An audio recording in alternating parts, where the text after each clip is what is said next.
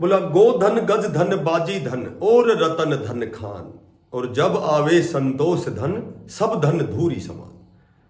नमस्कार प्यारे बच्चों, आपका जो आपने जो संतोष किया हुआ इतने लंबे समय से वो रंग लाने वाला है। आपकी वेटिंग लिस्ट है वो आने वाली है, लेकिन वो जो वेटिंग लिस्ट है वो आपकी पूरी नहीं आ रही है। देखो मैं आपको बताऊं कि जो टीजीटी की लगभग वो बातें बार बार करना समय खराब करना है। 5800 की लिस्ट है, कितनों ने ज्वाइन किया कितनों ने नहीं किया। मैं आपको बताता हूं कि लगभग एक तो ओवर एज का जो मामला है 194 है, कितने कैंडिडेट ओवर एज हैं, ठीक है। और भाई एक लगभग 409 जो एक्सपीरियंस वाले हैं, ठीक है। कुछ कैंडिडेट ऐसे हैं जिनका डॉक्यूमेंट्स में रिमार्क लगा हुआ है, बीएड का जो भी उसका ग्रेजुएशन का सब्जेक्ट और वो सारी चीजें, ठीक है। यहाँ हम समय खराब नहीं करेंगे, सिर्फ मैं आपको ये बताना चाहता हूँ कुछ ईडब्ल्यूएस के और ओबीसी के कैंडिडेट भी हैं जिनको जनरल में काउंट किया गया और जनरल में वो कट ऑफ से एक आध नंबर नीचे रह जाते हैं। इस तरह के कैंडिडेट भी हैं, ठीक है, क्योंकि ओबीसी की ईडब्ल्यूएस की उनकी सर्टिफिकेट पुरानी थी। बाकी जो 33% जो फीमेल वाला जो रिजर्वेशन है उसका बहुत ज़्यादा फर्क नहीं पड़ने वाला, उसमें तो जैसे कैंडिडेट से या वेटिंग लिस्ट से कोई चक्कर नहीं है। तो ये इस तरह की कुछ एक मामले हैं। एक रिपीट का भी मामला है, ठीक है, एक रिपीट भी कैंडिडेट हुए हैं। एक जो रिवाइज आंसर की आई है, जो रिवाइज आंसर की आई है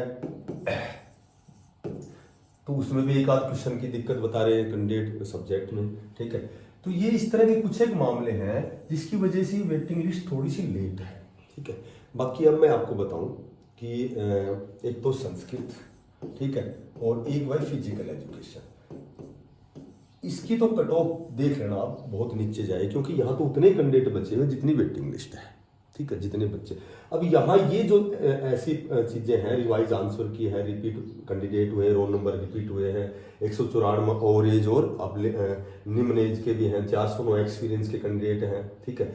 डीवी है, डीवी में बहुत से कैंडिडेट के रिमार्क लगा हुआ है। तो इनमें हर कैटेगरी के बच्चे हैं, ठीक है।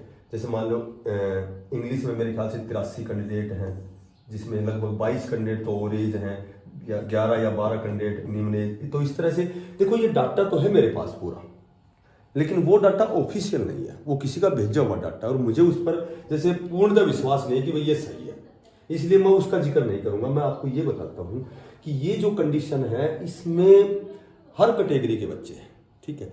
अब देखो रिपीट वाला बिल्कुल डिटेल रिजल्ट बनेगा, बिल्कुल रिवाइज रिजल्ट बनेगा, क्योंकि रिपीट कैंडिडेट को हटाया जाएगा, एक कैंडिडेट को 4-4 बार कैसे ज्वाइन करवाया जाएगा। रिवाइज आंसर की है, रिवाइज आंसर की है, इस पर देखो ग्रीवेंस तो लग चुका है, तो लगभग वो एक आध क्वेश्चन की दिक्कत है, वो आप क्या कर सकते हो वो देखो आप। 194 जो ओवर एज के कैंडिडेट है, मेरे ख्याल से ओवर एज के कैंडिडेट है, इनको इंक्लूड नहीं किया जाएगा शायद, मे बी इट इज, भाई ये पॉसिबिलिटी है, ये मेरा अध्ययन है ना कि कोई ऑफिशियल नहीं है मेरे पास। 409 एक्सपीरियंस के मामले कैंडिडेट हैं, देखो जो एक्सपीरियंस का मामला है 409 कैंडिडेट है। अब यदि एक्सपीरियंस का जैसे सोशियो इकोनॉमिक के 5 नंबर हटाए थे, ऐसे ही ये 4 नंबर हटाते हैं, तो जो कट ऑफ से नीचे वाले कैंडिडेट हैं वो ऊपर आएंगे, तो यहाँ भी ज़्यादा बच्चों को मौका मिल सकता है, क्योंकि हो सकता है ये 4 नंबर देने के बाद इनको शामिल किया गया हो, और 4 नंबर हटते हैं, 4 नंबर जब हटते हैं तो ये कैंडिडेट नीचे वाले जो कट ऑफ वाले हो सकता है वो ऊपर आए, ठीक है। तो डॉक्यूमेंट्स जो वेरिफिकेशन में रिमार्क लगा हुआ था, तो रिमार्क यदि वो लगा हुआ है तो वो तो है ही रिमार्क, क्योंकि भाई उनका ग्रेजुएशन में सब्जेक्ट अलग है, बीएड में टीचिंग सब्जेक्ट अलग है, तो इनको भी शामिल नहीं किया जाएगा, ठीक है। और भाई ईडब्ल्यूएस ओबीसी है, इनकी सर्टिफिकेट पुरानी है, अगर एडवर्टाइजमेंट में मेंशन किया हुआ है कि इससे पहले की नहीं होनी चाहिए, और यदि उससे पहले की है तो फिर इनको जनरल में काउंट करेंगे, जनरल में काउंट करेंगे तो एक आध नंबर इनके कम रहेंगे। तो इस तरह का ये जो अध्ययन मेरा है, जो आज की अपडेट है, उस पर मैं आपको बताता हूं कि इन मामलों को छोड़ करके बाकी आपकी वेटिंग लिस्ट आने वाली है, ठीक है। जितने पद खाली हैं और जो कैंडिडेट इनमें नहीं है, ठीक है, इनमें नहीं है, उन कैंडिडेट की लिस्ट विशेषकर जब तक ये सॉर्ट आउट नहीं होते हैं, इसकी वेटिंग लिस्ट 2 या 3 आएंगी, क्योंकि हर जितने भी टीजीटी पीजीटी हो पीआरटी हो, हमेशा 1-1 2-2 3-3 वेटिंग लिस्ट आती है, ठीक है।